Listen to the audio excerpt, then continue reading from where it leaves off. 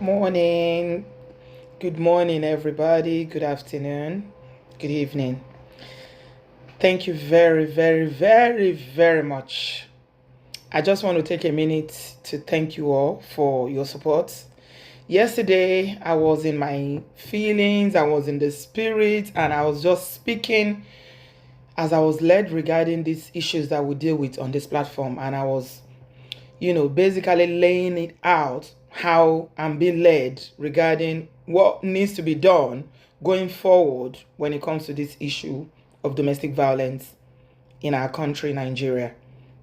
Now, I know that this is a whole of a task. It's not going to be an easy one. I'm not kidding myself that it's just something that I'll just up myself, go to Nigeria and change things around. No, but it starts from you and I collaborating, joining our hands together and doing whatever we can to create awareness, create safety nests, and to ensure that we are educating people about the evil called domestic violence.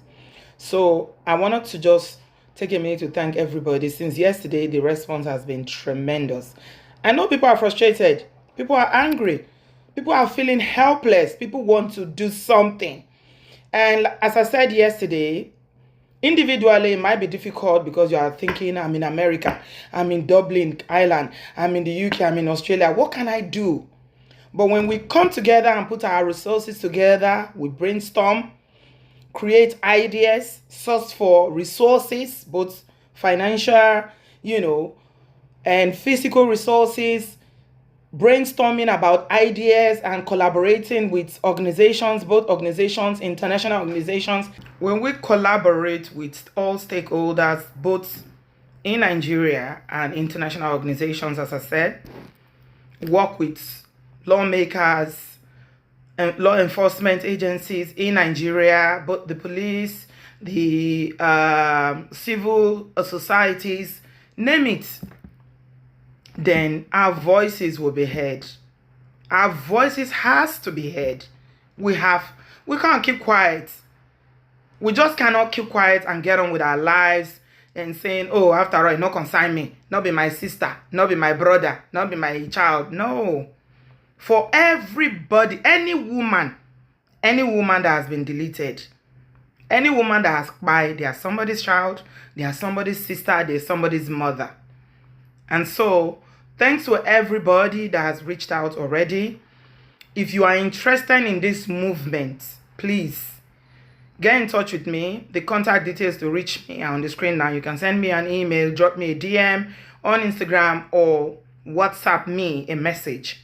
We are going to collate, we're going to come together as a group, and then we'll start brainstorming around how we'll go about it. I don't know it all. This is just what God is leading me to do. And I don't even know how we're going to go about it. But I know something needs to be done. And I know that we need to put our hands together to do it. So I believe that when we collaborate and we come together collectively, we can make a difference. So thanks to everybody. If you know about how we're going to get resources, get funding in the diaspora to kickstart this project, please let me know. If you know about how the people that we need to talk to, all the stakeholders in Nigeria, please let me know. I need somebody. This time around, it's not going to be a volunteer. So to get this started, we need to collate as much data as possible, because we need to have evidence that we are not just making noise, or we are not just shouting because we are troublemakers. No. This is not about being sentimental or being emotional. Some people always say women are too emotional. No, this is about life. We are talking about issues that borders on life and death. So we need collation of enough data to support as evidence to support what we're about to do. So I'm offering to hire somebody who is going to be a personal assistant that I'm going to pay from my own pockets just to start this, so that they will be out there collating all these data for us. So if you're interested in a job, you are in Nigeria, you are a man or a woman, it doesn't matter. If you are interested in this job, you want to work with me to collate this data and to get things started for us to be on social media, to have a social media presence. Might need to get into Facebook, because that's where, a lot of people are on Facebook who are not on other social media. And you are interested in taking this role, it's a paid role, right? Please get in touch with me. Yeah, I will prefer if the person is in Nigeria. It doesn't matter what gender they are, but you need to have the minimal requirement is, at least have a degree. You must be computer savvy, social media savvy. You must know how to collate data. You must know how to look for information that we need. So if you are that person, drop me an email and send me your CV and let's look at it and get this started. Like I said, we need to start planning, making preparations. If you are interested in joining this movement, please contact me on the details on the screen. Let's form a group and then we'll start brainstorming and planning ahead next year by the grace of God. So we're going to have like an action plan. We have a 3-month action plan, 6 months and 1 year. And everything is going to be documented. So let's start by coming together initially, decide if it's going to be like an NGO, if it's going to be a foundation. What's the difference between a charity? I don't know how charities run in Nigeria. Over here, I have more knowledge about it, but we need to know, Thankfully, I've got a friend in Nigeria who is a barrister. She's a lawyer, and she's already offered to advise us. We need to know what the legislation, if there is any legislation already, what is the framework of which we want to operate. It is so broad. The scope is very, very broad, but it starts by interest.